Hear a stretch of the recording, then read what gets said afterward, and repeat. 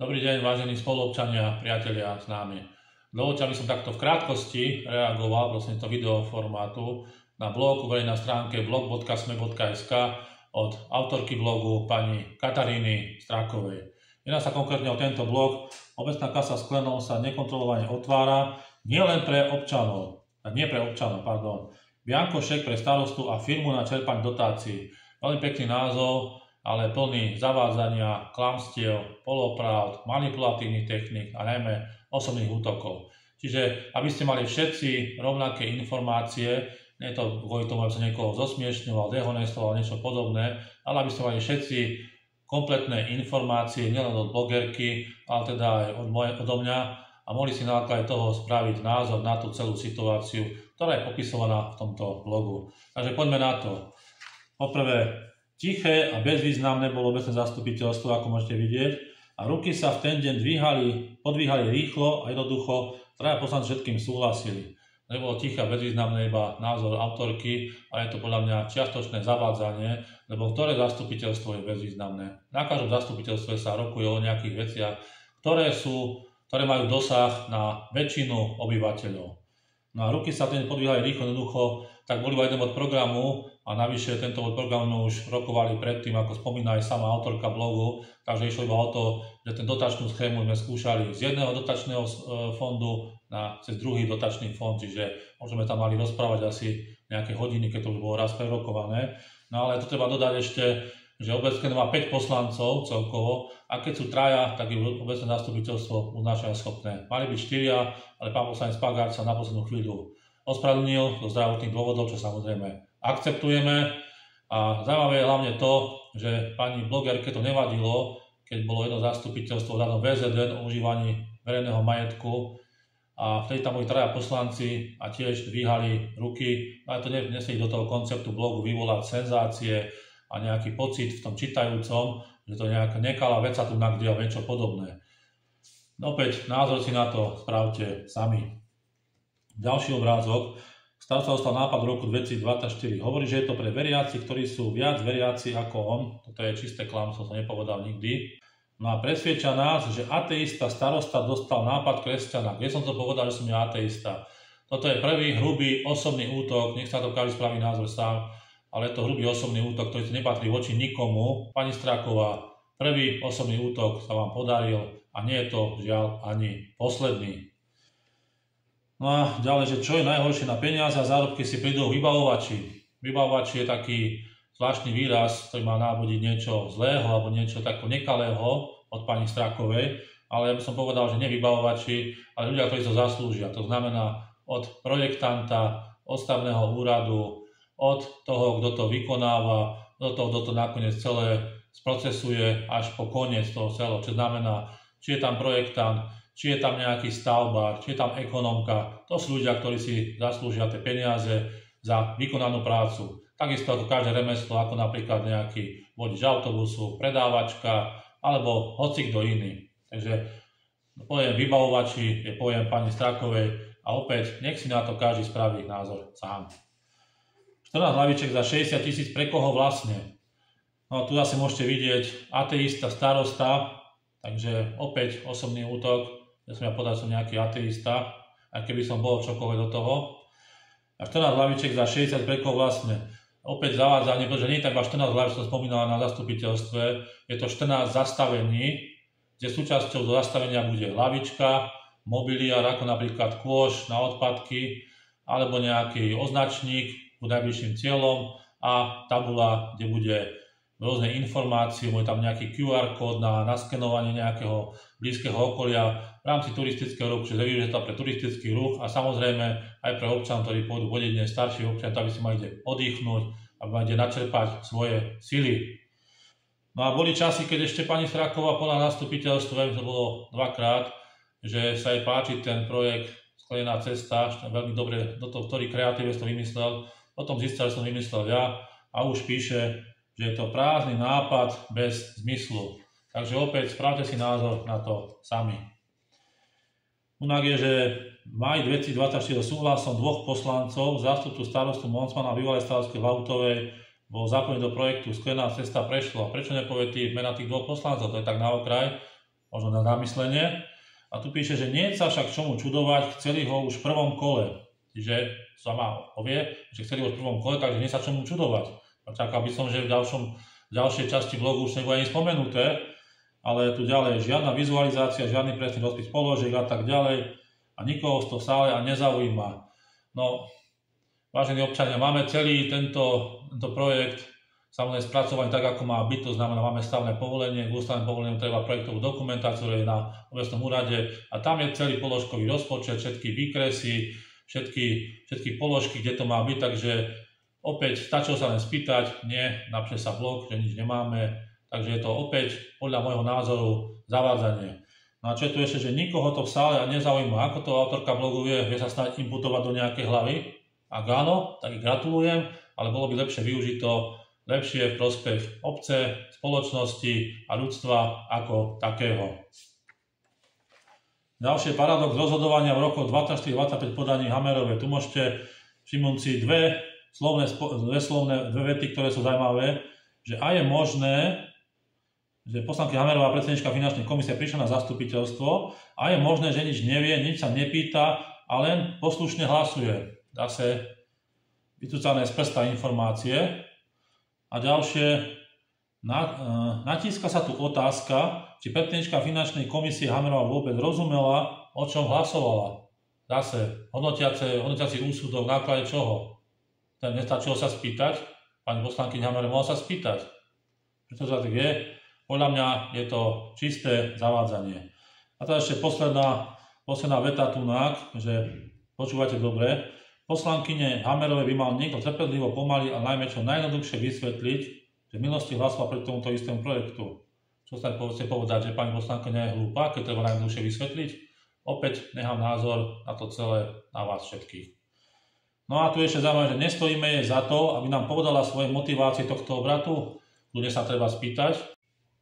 Nie je žiadnym tajomstvom, že pani Straková nevyberavo útočila rok a pol aj spolu s partnerom na poslanca Veselku. Čo bolo príčinou, to teraz nevieme riadne a nie je to podstatné. Ale keď pani Stráková požaduje motiváciu obratu pani Hammerová, tak ja sa pýtam, že prečo napríklad, ako vidíte tu na tomto obrázku, že prospela mu kritika, pánu Veselkovi, tiež otočil a považujem za pozitívne. Tak tamto je pozitívne, to nie je pozitívne, to nám to vysvetlí. A z ohľadom na to, že ako pán Furman útočil na poslanca Veselku, kde napísal doslova v jednom blogu, že poslanec Veselka je veľký omyl na pozícii, na ktorej je predseda kultúrnej komisie.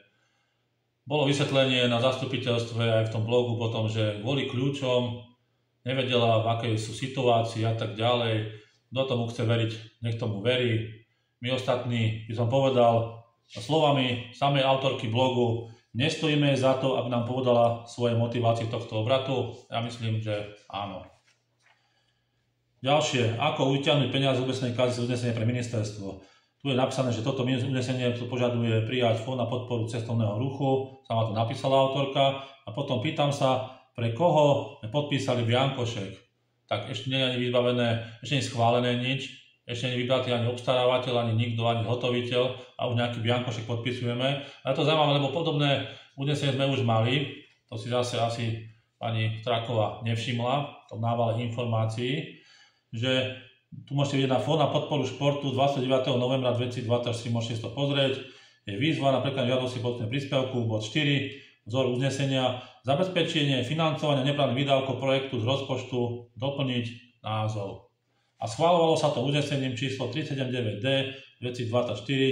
Obecné zastupiteľstvo s Sklenom schváľuje zabezpečenie financovania prípadných neoprávnených výdavkov projektu z rozpočtu obce Sklené za 5 proti 0.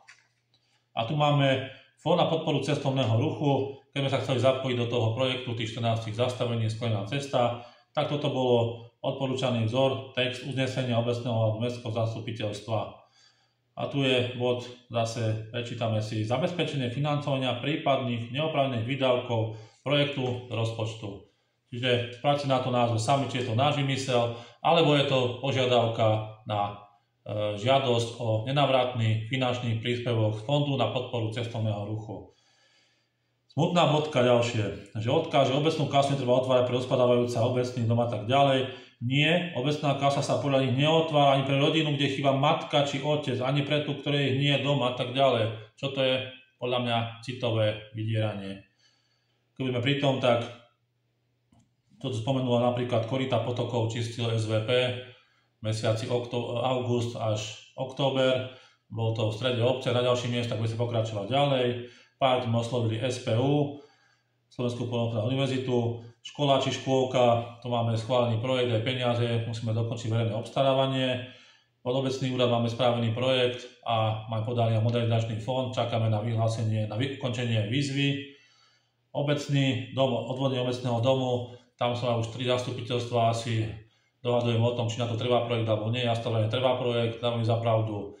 Životné prostredie, stavebný úrad, poslanci povedali, že nie, zrejme to svojpomocne. Pán poslanec Pagáč povedal, že on to spraví za 15 000 eur. Schválilo sa to, v uznesení bolo, že donesie nejakú dokumentáciu, jednoduchý rozpočet. Doteraz sa tak nič také nestalo, takže budeme na ďalšom zastupiteľstve zase schváľovať projekt. Ak projekt schvália, schválime peniaze, ktoré sú na to nachystané, aby sa to mohlo spraviť raz a navždy a poriadne, aby nemuseli robiť zase čiastkové roboty, aby to bolo spravené od A do Z. A tu ešte veľmi zaujímavé tunak je, že poslankyňa Hammerová to bola 3 roky hlasnou trúbou. To je asi názor, ktorý má byť podľa mňa hodným adeptom na kategóriu osobný útok. A vzhľadom toho, že všetci už poznáme tú legendu, ktorú poslankyňa Hammerová vyklopila z hornej časti tela. Toto je forma komunikácie, ktorá myslím, že nie je vhodná, ale má na to právo každý. Opäť názor si správte na to sami. Zapisovateľka obecného zastupiteľstva, že navrhol bod Jaroslav Pagáč, áno, tu nastala chyba, za ktorú sa verejne ospravedlňujem a ďakujem pani Strákovej, že na to upozornila. Upravili sme to už v každom prípade na zázname, je to správne, podal sa to správne, prečítalo. Niekoľko to kvôli tomu, že pán poslanec Pagáč mal prísť, ale na poslednú chvíľu sa ospravedlnil kvôli zdravotným dôvodom, čo samozrejme musíme akceptovať.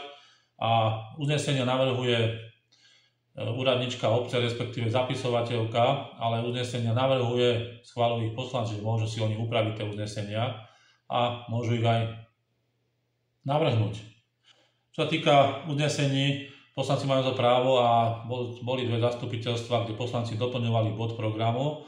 Povedal som, že musia dať uznesenie a takto to celé dopadlo. Mohli dať nejaké uznesenie k tomu, prosím vás, nadiktujte nejaké uznesenie k bodu vyjadrenie poslancov.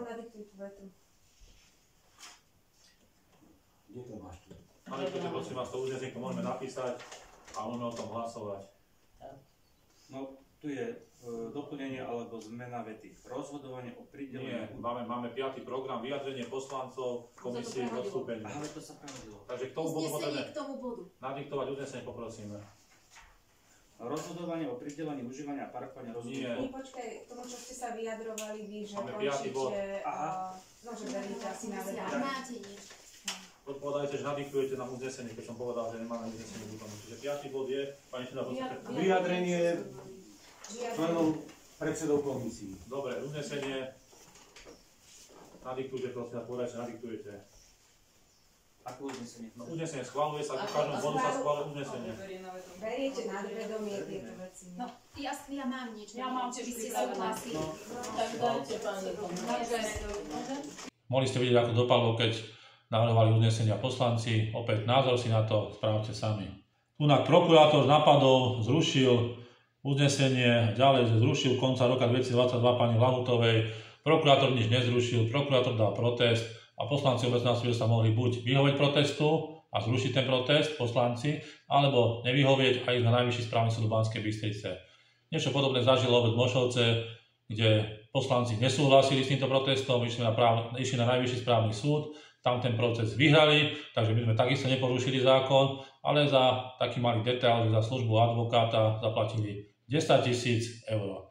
Takže 10 000 eur, alebo zrušiť protest, nech si vyberie každý. A nech si na to spraví každý názor sám. Ale jej kamarátky, ako je, že je kamarátka? Za to, že spolupracovali? Takisto spolupracujem. A či sme kamaráti, alebo nie, do toho nikoho nič nie je.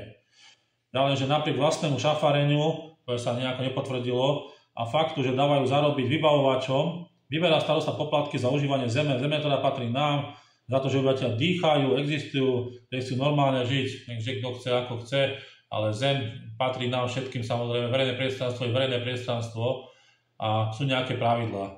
Máme platné VZN, ktoré určuje poplatky za vyberanie užívania verejného priestranstva. Ak je platné, musíme to obec ako správca dane vyberať.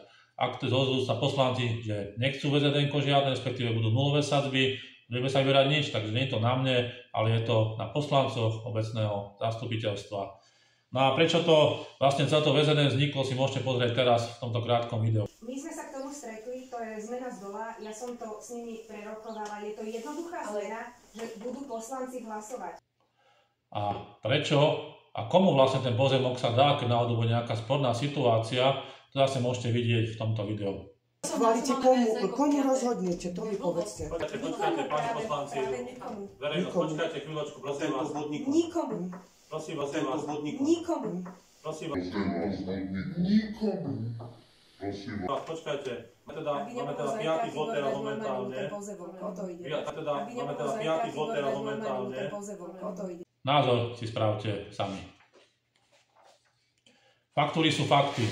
Musím pochváliť pani Strakovú, že naozaj ukázala, že všetky faktúry, všetky zmluvy sú zverejnené, môže si hocikto nájsť na stránke obce alebo na centrálnom registri zmluv, takže ďakujeme za to, že potvrdzujete, že obec je maximálne transparentná a okrem toho, že si môže niekto prísť nahliadnutiu tunak, tak môže sa nájsť na internetovej stránke.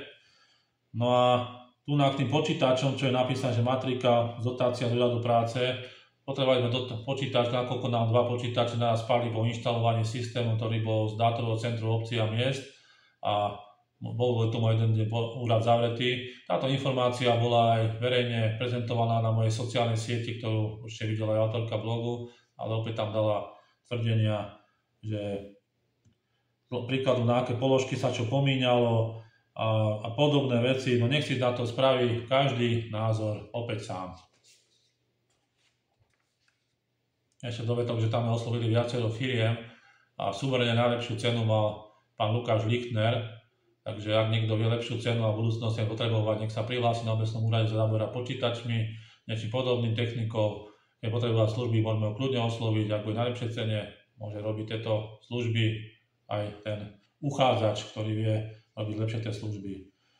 No, ďalšie zavádzanie ohľadom regálu, kde pani autorka spojila, že sme kúpili regál v Prešove a tu náš bežný človek, ktorý potrebuje nakúpiť kancelársky materiál v takejto hodnote, do najbližšieho veľkého obchodu, alebo do oby či metra, nie na opačný koniec Slovenska, tak to hádam nemyslí nikto vážne, že ja by som išiel na niekde opačný koniec Slovenska kúpať nejaké regále pre Boha.